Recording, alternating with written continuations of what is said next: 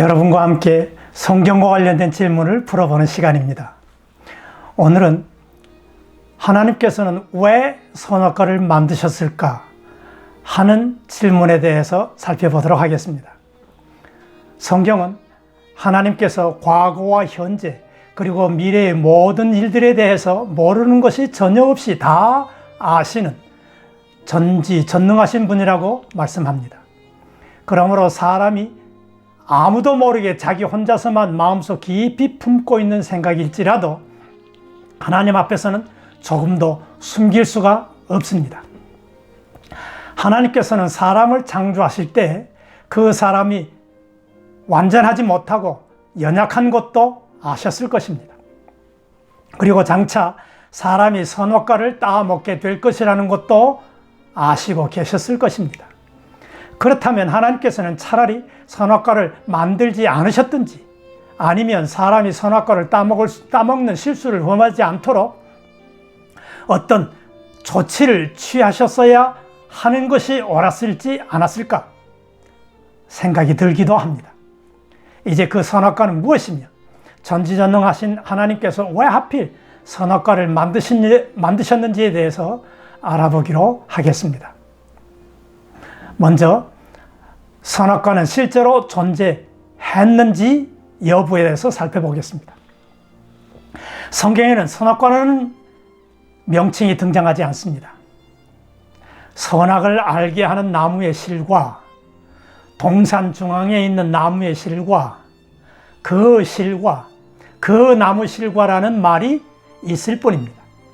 그러나 우리는 지금까지 그 나무의 실과를 흔히 선악과라고 불러왔습니다. 선악과에 관한 이야기는 창세기 2장과 3장에 등장합니다. 그런데 창세기에는 선악을 알게 하는 나무의 열매를 따먹도록 하와를 유혹하는 뱀의 이야기가 포함되어 있습니다. 오늘날의 자연현상이나 구체적인 증거를 더 좋아하는 과학적 판단에 익숙해져 있는 우리에게 쉽게 이해되지 않는 부분입니다. 어떻게 뱀이 간교한 생각을 가질 수가 있으며 사람과 말을 할 수 있다는 말인가?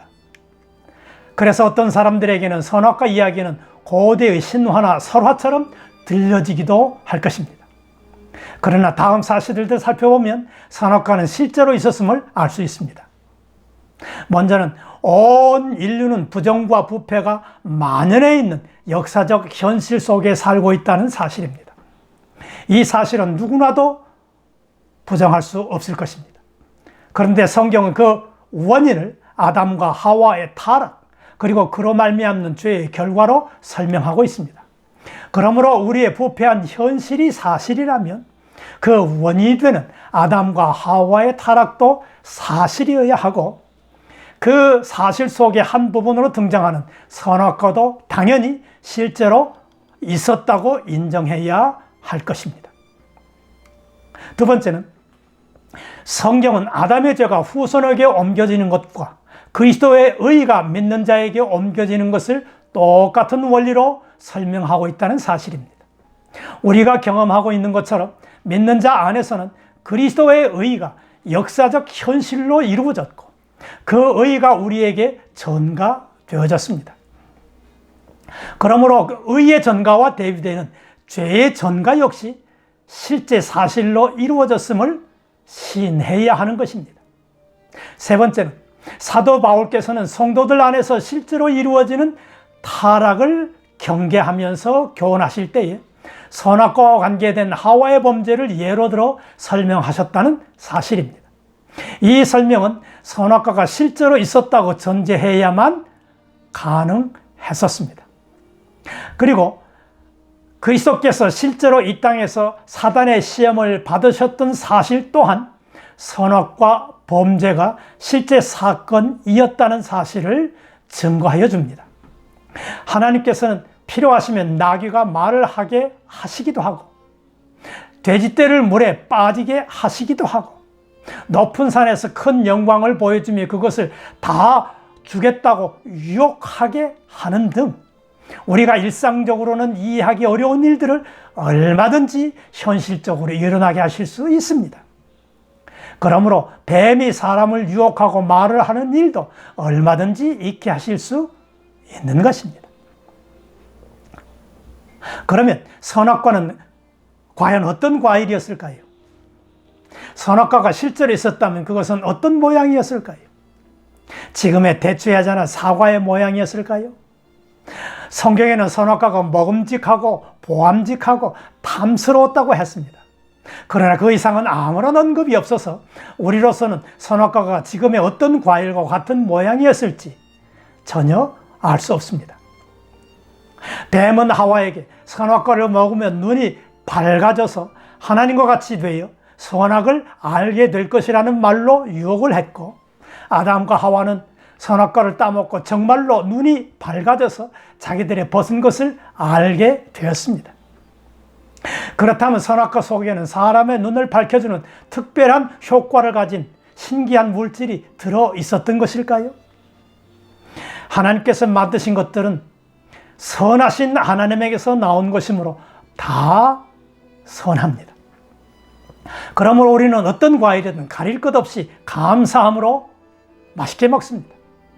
그러나 이것은 모든 과일이 존재적 의미에서 선함을 의미하는 것이지 도덕적이거나 영적인 의미에서 선하다는 의미는 아닙니다. 존재론적인 의미의 선이나 악, 이것은 도덕적 또는 영적 의미의 선이나 악과 분명한 차이가 있습니다. 선악과를 먹음으로 알게 된다는 선과 악은 도덕지고 영적인 의미의 선에 속하는 문제입니다. 따라서 우리는 선악과 속에 도덕적 또는 영적 의미의 선과 악을 만들어주는 신기한 약효의 존재가 들어있다고 생각할 필요는 없습니다. 이것은 같은 에덴 동산에 있던 생명나무의 경우도 똑같습니다. 생명나무의 실과는 사람의 영적 생명을 살게 할 만한 신기한 약효가 들어있어서 생명나무라고 불려진 것이 아닙니다.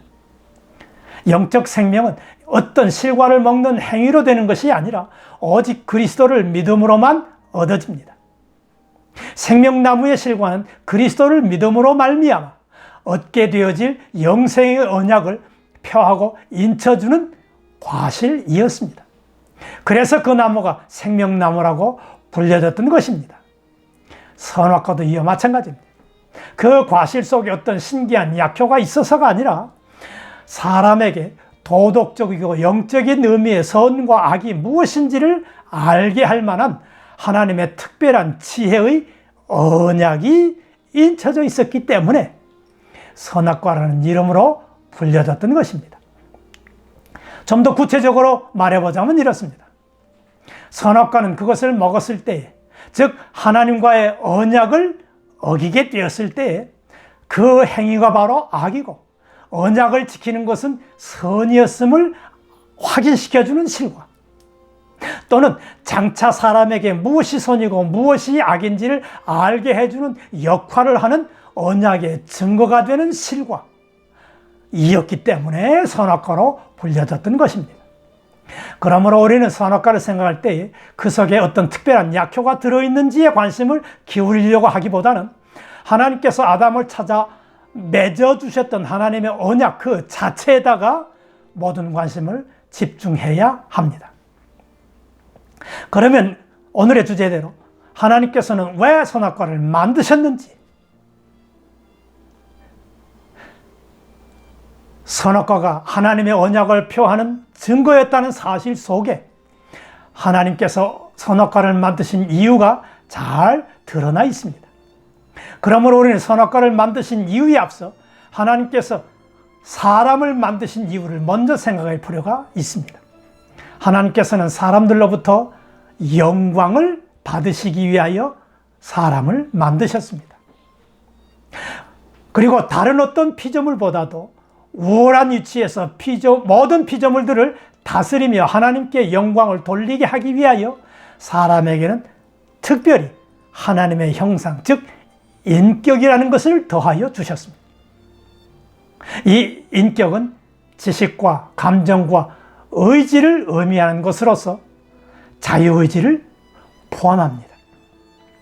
그래서 사람은 다른 피조물과는 달리 자신의 자유로운 판단에 따라서 그리고 선택 여부에 따라서 행동을 할 수 있게 되었습니다. 그런데 하나님께서는 하나님의 형상을 가진 사람을 찾아오셔서 선악과를 증거의 표로 삼아서 언약을 맺으셨습니다. 히브리서의 저자는 이 언약을 옛 언약이라고 불렀습니다. 이 언약은 사람의 유익을 위해서 하나님께서 일방적으로 찾아오셔서 맺으셨던 참으로 은혜로운 언약이었습니다. 그러므로 선악과는 하나님의 은혜와 밀접한 관계를 가지고 있습니다.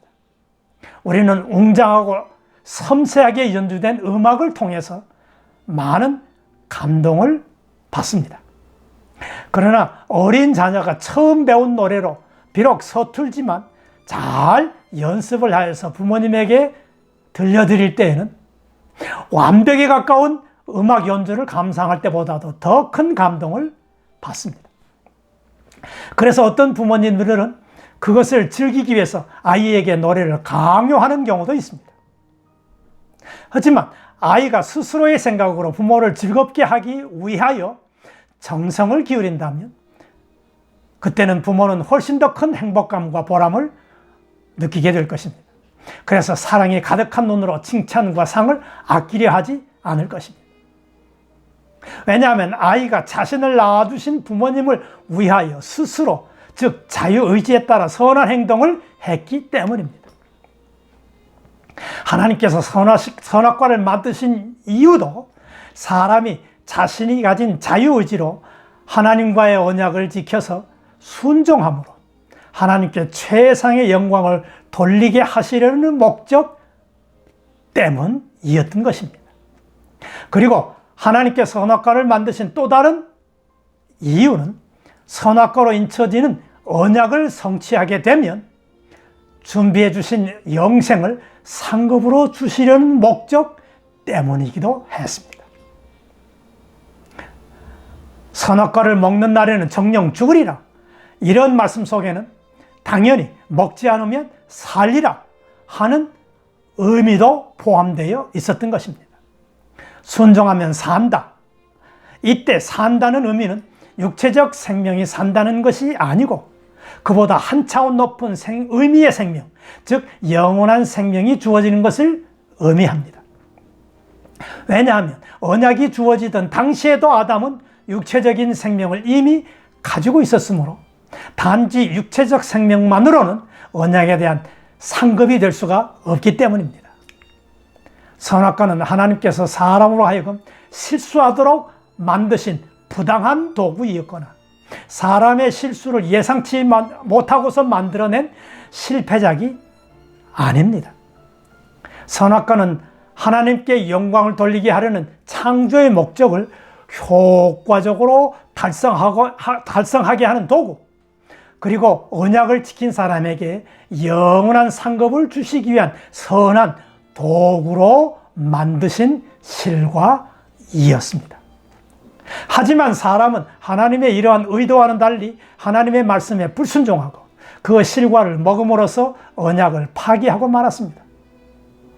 그러므로 문제는 선을 위한 도구로 선악과를 만드신 하나님에게 있었던 것이 아니고 그것을 잘못 사용한 사람에게 있었던 것입니다. 이런 현상은 지금도 우리 주변에서 계속 일어나고 있습니다. 요셉의 형들이 보여준 예에서 보는 것처럼 하나님께서는 사람의 악행까지도 묵인하시고 오히려 그것을 이용하여서 선을 이루려 하고 계시지만은 사람들의 경우는 모세가 시내산에 올라간 뒤에 광야에 이스라엘 백성들이 행했던 것처럼 하나님의 선하심과 오래 참으심마저도 악용하여서 범죄의 기회로 삼는 일들이 허다합니다. 사도 바울께서는 십자가의 도를 가르쳐서 구원 얻는 우리에게는 하나님의 능력이 되지만 이와 동시에 멸망하는 자들에게는 미련한 것이라고 말씀한 바 있습니다. 똑같은 하나의 십자가가 그것을 어떻게 이해하고 받아들이는가에 따라 전혀 다른 결과로 나타난다는 교훈의 말씀입니다. 선악과의 경우도 이와 같습니다. 하나님의 은혜와 섭리편에서 선악과를 이해하게 되면 선악과를 만드신 하나님의 능력을 찬송하게 될 것입니다. 그러나 사람의 생각으로 오해를 하거나 오히려 불필요하게 혹은 실수로 하나님께서 선악과를 만드셨다고 생각한 나머지 믿음에서 떨어진 일이 생기게 된다면 선악과는 단지 거북스럽고 미련하게만 여겨지는 것이 되고 말 것입니다. 우리는 하나님께 영광을 돌리는 효과적 도구로 주신 선악과, 그리고 언약에 순종하게 하여 영생을 주시려는 수단으로 주신 선악과를 통해서 하나님의 은혜를 깊이 깨닫는 지혜를 얻을 수 있어야 할 것입니다. 감사합니다.